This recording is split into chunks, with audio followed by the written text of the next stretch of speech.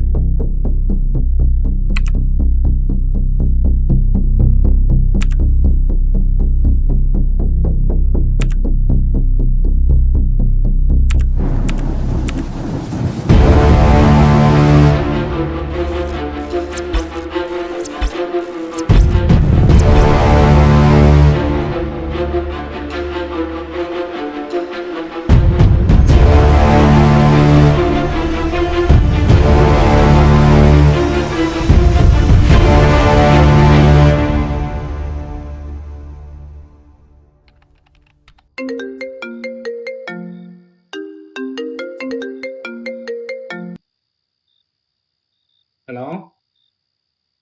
ഇല്ലില്ല, നാളത്തേക്ക് തരും. നാളെ രാവിലെ തന്നെ ചെയ്യാം. കുറച്ചുകൂടി ഉണ്ട്. കഴിയാറായി. ഇല്ലില്ല, ഞാനിപ്പോൾ ഒന്ന് ഉറങ്ങാതെ ഇരുന്നൊക്കെ ചെയ്യാണ്. ഓക്കെ, ശരി, ഓക്കെ.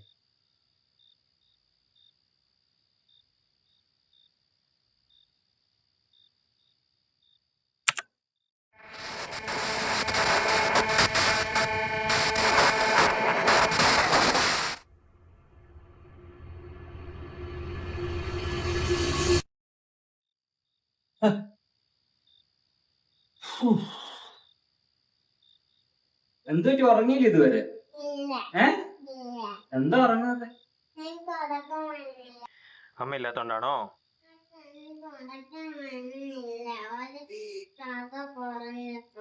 അയ്യോ, കൊറേ ജോലിയുണ്ട്, തീർത്തിട്ടില്ല. കുറച്ച് കഴിഞ്ഞു വരാച്ച. മുമ്പ് കിടന്നു. ഇന്ന് മുഴുവൻ ചെയ്തിട്ടും തീരൂല. പോയി ഉറങ്ങടാ.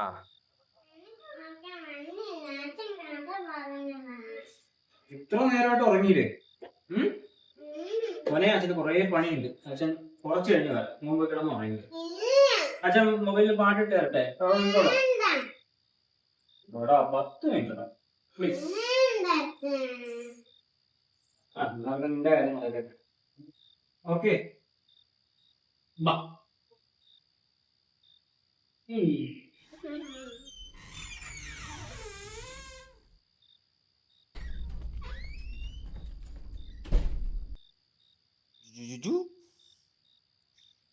അതില്ലേ, തിരുവനന്തപുരം എന്ന് പറഞ്ഞൊരു സ്ഥലമുണ്ട് കേട്ടോ.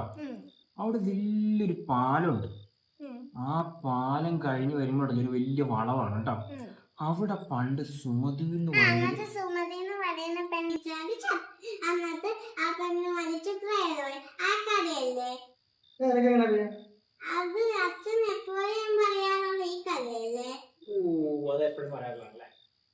വേറെ പറയാം. ഈ കഥയെന്ന് പറയണത് ഒരു പണ്ടത്തെ ഒരു കഥയാണ്. ഇത് പണ്ടൊരു രാജ്യം ഉണ്ടായിരുന്നു.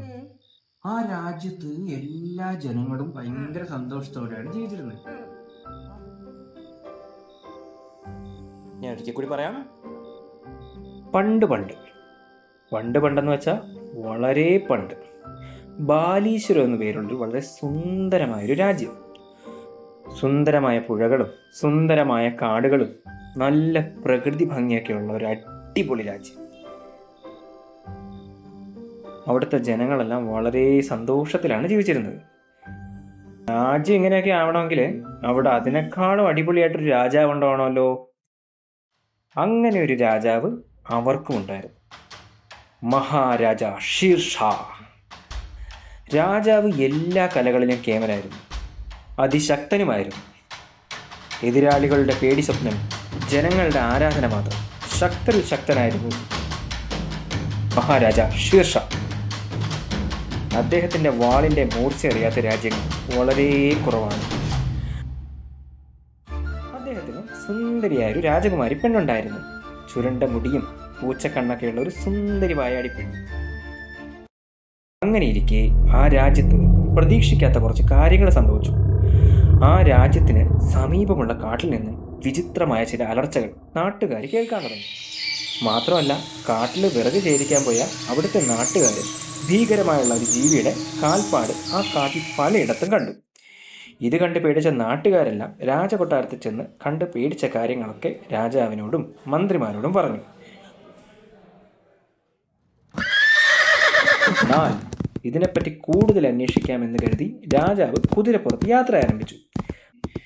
പക്ഷേ ശരിക്കും ഈ സമയത്താണ് അതെന്താണെന്ന് ആ രാജ്യം മനസ്സിലാക്കിയത്.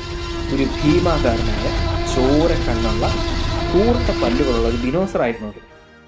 രാജാവ് തന്നെപ്പറ്റി അന്വേഷിക്കാനായിട്ട് കാട്ടിലോട്ട് ഇറങ്ങിയപ്പോൾ ദിനോസറാകട്ടെ രാജാവിനെ പറ്റി അന്വേഷിക്കാനായിട്ട് രാജകൊട്ടാരത്തിലോട്ടാണ് നേരെ പോയത്.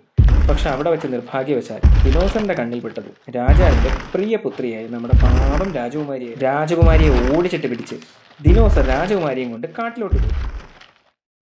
ഈ വാർത്ത കൊട്ടാരൻ ദൂതന്മാരാൽ അറിഞ്ഞ രാജാവ് കോപം കൊണ്ട് പറിച്ചു. കുതിരയെ ഉപേക്ഷിച്ച് തന്റെ ഉടവാളുമെടുത്ത് രാജാവ് കാടിനുള്ളിലേക്ക് കയറിപ്പോയി. പക്ഷേ രാജാവ് ഉദ്ദേശിച്ചതുപോലെ ആയിരുന്നില്ല അവിടുത്തെ കാര്യങ്ങൾ. പേടിപ്പിക്കുന്ന നിശബ്ദതയും കൂരിരുട്ടും രാജാവിൻ്റെ ഉള്ളിൽ ഭയം ഉണ്ടാക്കി. എങ്ങോട്ട് പോകണമെന്നറിയാതെ രാജാവ് കാടിനുള്ളിൽ വഴി തെറ്റി നിൽപ്പായി. രാജാവ് ചുറ്റും നോക്കിയപ്പോൾ കാടിനു നടുവിലായി ഒരു വെളിച്ചം കണ്ടു. വെളിച്ചം ലക്ഷ്യമാക്കി രാജാവ് നടന്നു. അവിടെ വെച്ച് രാജാവ് ഒരു വേട്ടക്കാരനെ പരിചയപ്പെട്ടു. വേട്ടക്കാരനെന്ന് പറഞ്ഞാൽ നല്ല പ്രായമായിട്ടുള്ള അനുഭവ സമ്പത്തൊക്കെയുള്ള ആയ കാലത്ത് വില്ലാളി പേരിനായിരുന്ന വേട്ടക്കാരനായിരുന്നു അദ്ദേഹം. ദിനോസറിനെ വകവരുത്തുന്നത് അത്ര എളുപ്പമുള്ള കാര്യമല്ല. അതിൻ്റെ ഗുഹയിൽ പോയി അതിനോട് യുദ്ധം ചെയ്ത് അത് പ്രതീക്ഷിക്കാത്ത സമയത്ത് കണ്ണിൽ കുത്തി അതിനെ കൊല്ലണമെന്നുള്ള തന്ത്രം രാജാവിനോട് വേട്ടക്കാരൻ പറഞ്ഞു കൊടുത്തു. വേട്ടക്കാരനോട് നന്ദി പറഞ്ഞുകൊണ്ട് വേട്ടക്കാരൻ പറഞ്ഞ പ്രകാരം രാജാവ് ദിനോസറിൻ്റെ ഗുഹ കണ്ടുപിടിച്ചു. പതിയെ ശ്രദ്ധയോടെ സൂക്ഷിച്ച് ഗുഹയ്ക്കകത്തേക്ക് കയറി. ഓരോ കാലടികളും വളരെ സസൂക്ഷ്മം നിരീക്ഷിച്ചുകൊണ്ട് രാജാവ് ചുറ്റും കണ്ണോടിച്ചു. പെട്ടെന്നാണ് രാജാവ് ആ രാക്ഷസ രൂപമുള്ള ദിനോസറിനെ കണ്ടത്. തൻ്റെ എല്ലാമായി മകളെ ഇല്ലാതാക്കിയ ദിനോസറിനെ രാജാവ് പകയോടെ നേരിട്ടു. പക്ഷേ അധിക നേരം രാജാവിന് ദിനോസറിന്റെ മുമ്പിൽ പിടിച്ചു നിൽക്കാൻ സാധിച്ചില്ല. ഭീമാകാരനായ ദിനോസറിന്റെ വാല് കൊണ്ടുള്ള ശക്തമായ അടിയേറ്റ് രാജാവ് നിലംപതിച്ചു. ഇനിയൊരു തിരിച്ചു വരവില്ലെന്ന് രാജാവ് പതിയെ തിരിച്ചറിഞ്ഞു തുടങ്ങി. പക്ഷേ തൻ്റെ ജീവനേക്കാളേറെ വില തൻ്റെ മകൾ കൊണ്ടെന്നറിഞ്ഞ രാജാവ് സർവ്വശക്തിയും എടുത്ത് ഉയർത്തെഴുന്നേറ്റു. തൻ്റെ മകളെ തന്നിൽ നിന്ന് പറിച്ചെടുത്ത ആ ഭീകരജീവിയെ പൂർവാധികം ശക്തിയോടെ രാജാവ് നേരിട്ടു. പിന്നെ അവിടെ നടന്നത് ഘോര യുദ്ധമായിരുന്നു.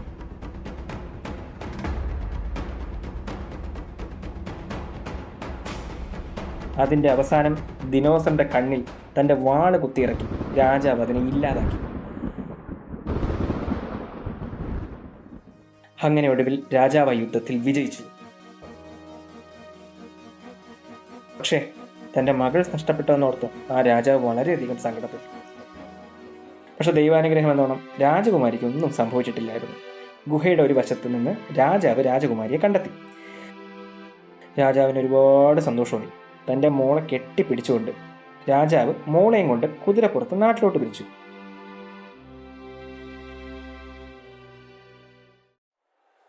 രാജാവ് വിജയശ്രീലാളിതനായി തൻ്റെ മകളെയും കൊണ്ട് നാട്ടിലെത്തിയപ്പോൾ ആ രാജ്യം മുഴുവനും അവരെ ആർപ്പുവിളികളോട് സ്വീകരിച്ചു.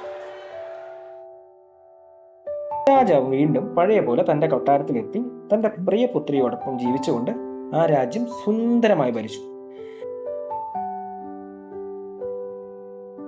രാജാവും ഹാപ്പിയായി, രാജ്യവും ഹാപ്പിയായി.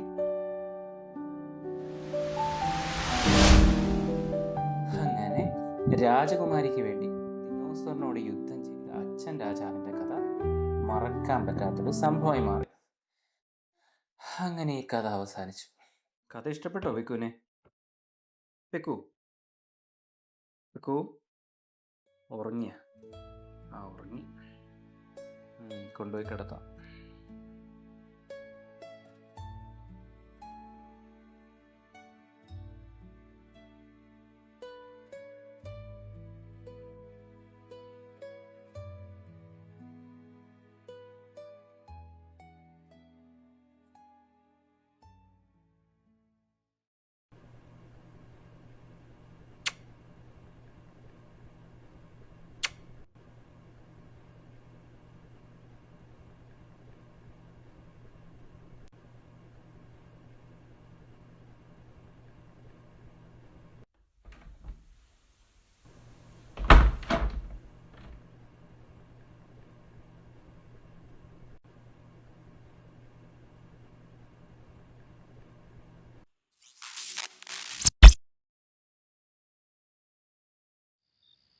ഹലോ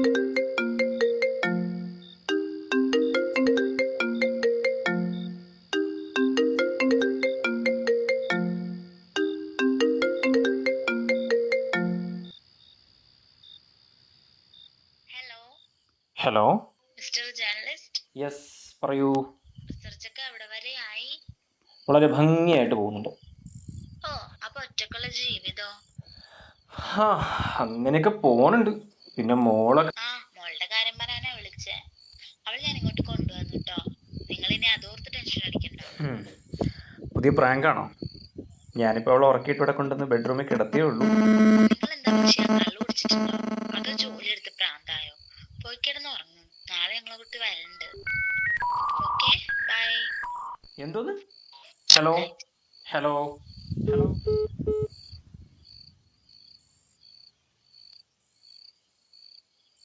മോള് അവളുടെ അടുത്തോ? അപ്പോൾ ഞാനിപ്പം ബെഡ്റൂമിൽ കൊണ്ട് കിടത്തിയത്